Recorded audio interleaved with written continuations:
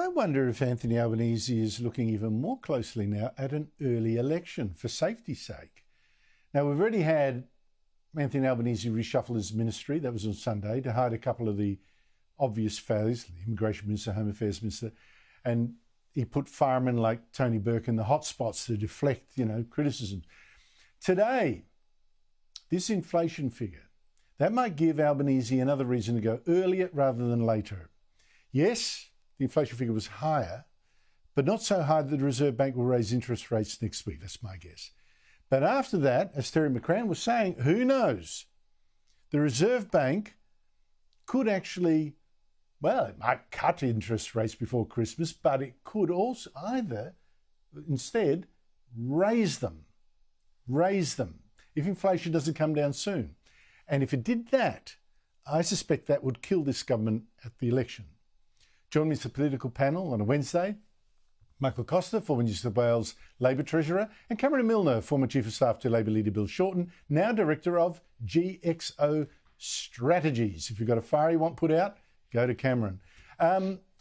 Michael, there's definitely a sense to me that this government is getting ready to go early if there's a good reason to.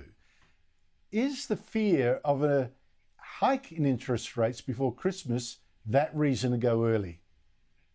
Oh, I think they should go early, to be honest, to maximise their political advantage. I don't say that as somebody that necessarily wants to see them return with the current set of policies, but let's remember what's happened here. They've put a budget that's basically failed. The only part of that budget that has been relatively successful was the one the Treasurer highlighted today. That is that inflation figure would have been 0.5% worse if they hadn't taken those measures. But as we know, the Reserve Bank's going to look through those measures. That's the energy measure and the rental assistance measure I'm talking about. So I think they're in a position where the Reserve Bank, certainly I can't see them cutting interest rates this year. I think they've taken a very timid strategy of trying to drag this out as long as possible. Part of that's due to the fact that the government changed the Reserve Bank's mandate and put employment as a more important consideration that was in the past, and I think that's affected the Reserve Bank and made it a little bit more timid. I think their best option is to go soon. I think the reshuffle points to them thinking about that.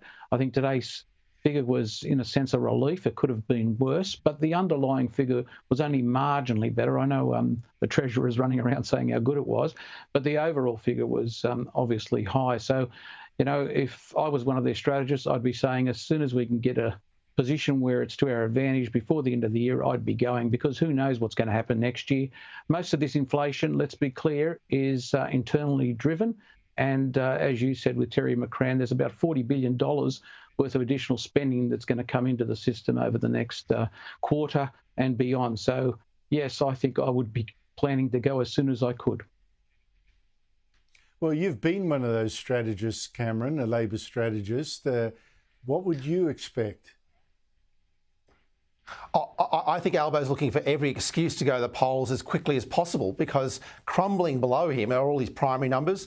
Crumbling below him is the electoral support around cost of living, because people are actually finding it harder and harder. I mean, rents are up, petrol's up, fresh food and groceries are up.